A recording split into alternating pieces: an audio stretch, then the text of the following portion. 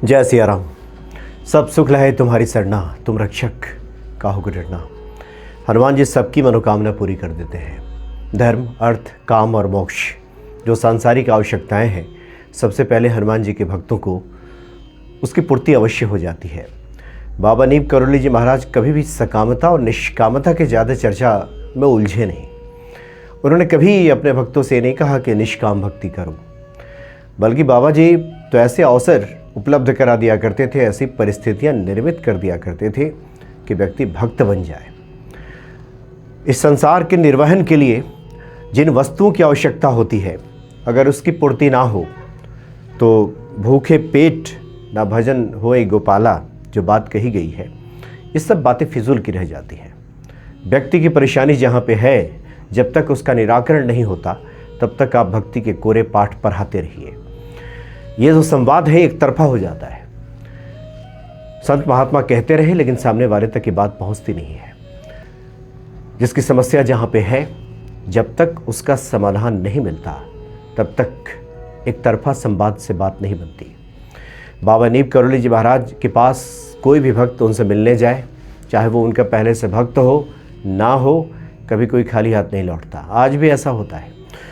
अब तो बहुत सारे प्रसंगों की चर्चा हमसे लोग फ़ोन के माध्यम से लिख करके भी भेजते हैं, बताते हैं कि बाबा जी का ये भी प्रसंग है, फलां पुस्तक में इसकी चर्चा की गई है, इसकी भी चर्चा करें।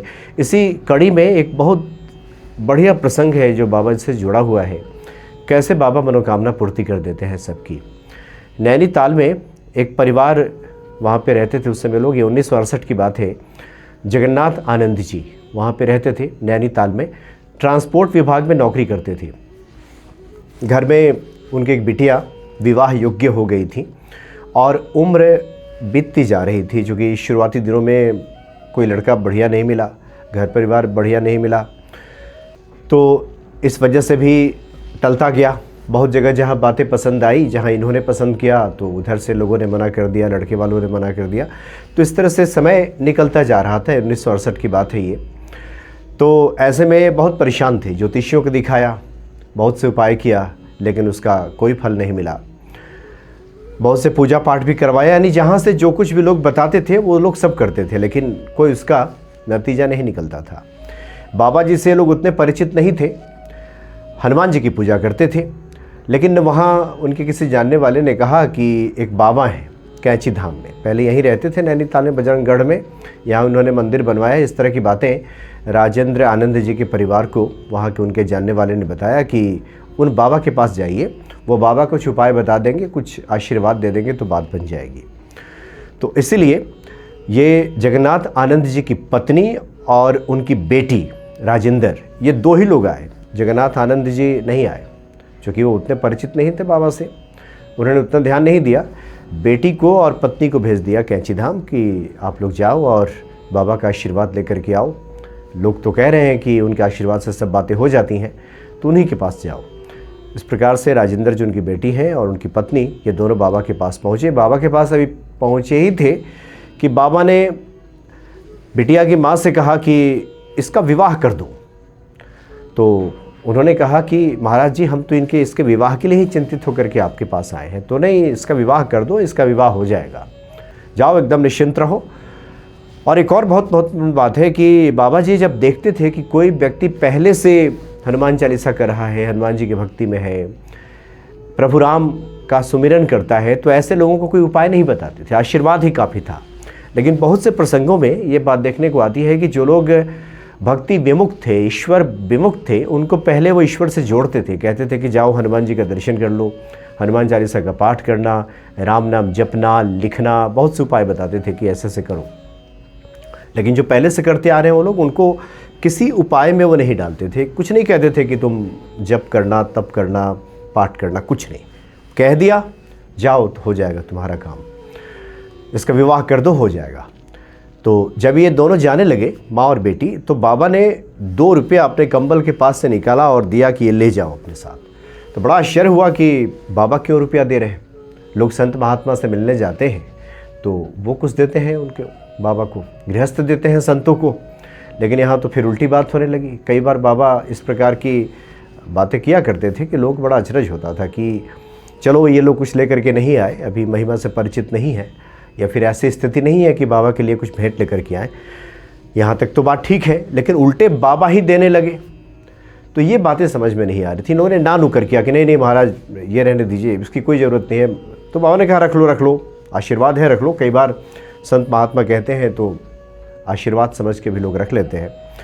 धर्म संकट की स्थिति भी रहती है गृहस्थों के सामने कि अब वो कह रहे हैं कि आशीर्वाद है, प्रसाद है, तो रखें कि नहीं रखें, इस तरह की बातें आ जाती हैं। मेरे साथ भी कई बार इस तरह की बातें होती हैं। जब हम कहीं पे जाते हैं दर्शन के लिए तो कई बार कुछ संत महापुरुष किसी प्रसाद स्वरूप, आशीर्वाद स्वरूप कुछ फल देने लगते हैं, मिष्ठान देने लगते हैं, तो कहते हैं कि प्रसाद रूप में थोड़ा दे दीजिए। तो कहते हैं नहीं नहीं ये बड़ा भाग्य से मिलता है, ये रख लीजिए।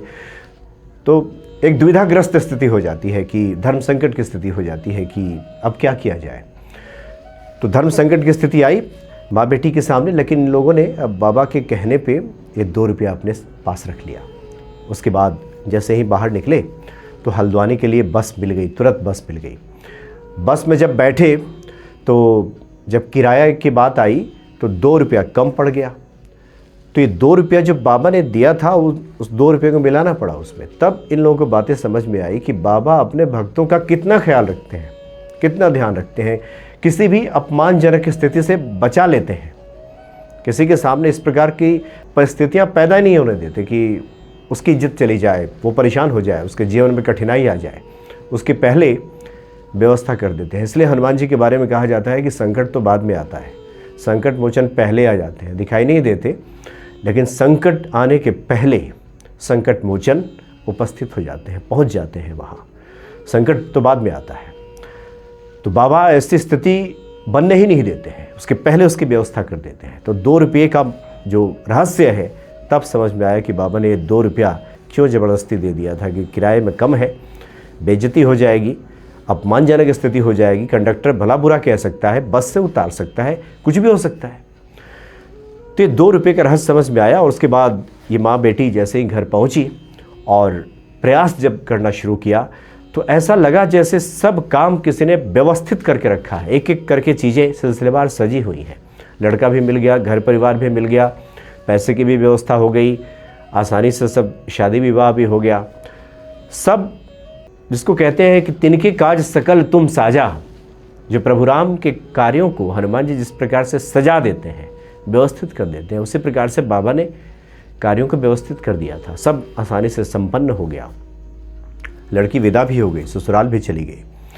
3 महीने के बाद जब पुनः वो अपने मायके आई तो इस बार जगन्नाथ आनंद जी को लगा कि अब तो बाबा से भेंट करना चाहिए। उसके बाद पूरा परिवार आ करके फिर बाबा के शरण में आया, बाबा को प्रणाम किया, बाबा को फल मिष्ठान भेंट किया, उनसे प्रार्थना की। बाबा मुस्कुराए और बाबा ने 3 उंगली दिखाते हुए पुनः कहा कि 3 होगा। और बाद में उस कन्या को, उस लड़की को 3 पुत्र की प्राप्ति हुई। तो बड़े अलौकिक हैं बाबा नीम करौली जी महाराज। अपने भक्तों की हर परिस्थिति का ध्यान रखते हैं। किसी के जीवन में इस प्रकार की कठिन परिस्थितियां ना आ जाए, वो व्यक्ति परेशान व्याकुल ना हो जाए, कुछ ऐसी वैसी बातें ना हो जाए कि उसकी भक्ति ही छूट जाए, ईश्वर के प्रति वो बेमुख हो जाए, ईश्वर को ही भला बुरा कहने लगे। ऐसी स्थिति नहीं आने देते, उसके पहले ही संभाल लेते हैं। इसलिए संकट बाद में आएगा, संकट मोचन पहले आ जाएंगे। बड़े अलौकिक है बाबा नीम करौली जी महाराज। एक से एक बढ़कर के बाबा के ऐसे प्रसंग हैं। और आप चाहते हैं कि बाबा के प्रति ये भक्ति बढ़े तो ऐसे प्रसंगों को दूसरों को भी बताइए, इस तरह की वीडियोज़ को शेयर कीजिए, लोगों को बताइए। ये सिर्फ खुद तक रखने की बातें नहीं होती हैं। आप जितने ही ज़्यादा बाबा की महिमा का गुणगान करेंगे, प्रचार करेंगे, लोगों को बताएंगे, जो दुखी मानवता है उसके उद्धार के बारे में सोचेंगे, उतने ही ज़्यादा बाबा के कृपा पात्र बनने लगेंगे। इसलिए ज़्यादा से ज़्यादा इसको शेयर कीजिए, लोगों को बताइए, खुद भी बताइए, अपने मुख से बताइए, कथा कहिए, बताइए, सुनाइए लोगों को। देखिए फिर जीवन आनंदित हो जाएगा। बाबा के आप स्वतः ही कृपा पात्र बन जाएंगे। जय सिया राम।